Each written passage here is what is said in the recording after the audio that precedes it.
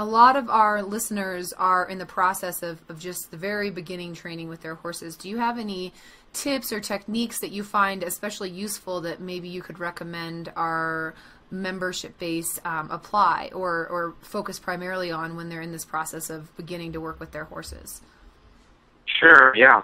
I think with horseback riding, a lot of people look at it and kind of oversee the whole aspect of groundwork. Horseback riding is a lot more than just getting on the horse. I think there's a lot you can accomplish with training and building that relationship with your horse on the ground. And if people take the time to do some groundwork exercises and get to know their horse before throwing on that saddle and getting on, I think they can really go a long way. If someone just got a horse, one of the first things I do with that horse is a couple basic groundwork exercises to make sure that you have their respect and that they're listening to you. Give me an example of the groundwork exercises, because we cover quite a few of them, and I'm sure everyone listening is enthusiastic to hear what specific ones you start out with. Sure. The first exercise I start with my horses, almost any of them on the ground, is backing up. And the reason for that is, if you look at horses in the field or in the wild, you'll see horses interacting with each other, and there will be a dominant horse in the relationship, and that dominant horse will get the other horse to move out of their space.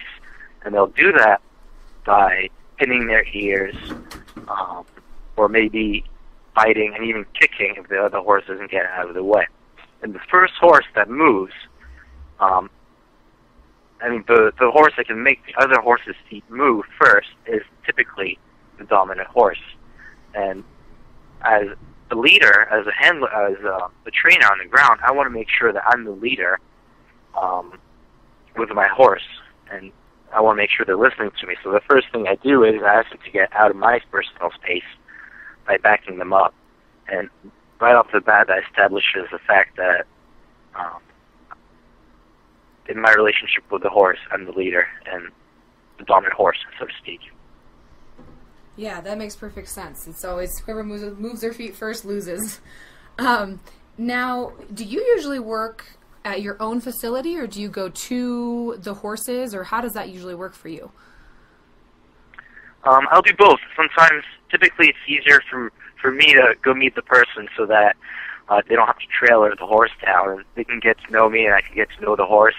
And if it works out, and they'd like to continue with more training, I'll either continue going to their location, or at times they'll send me horses to a farm near where I am, where I can work with the horse more consistently throughout the month.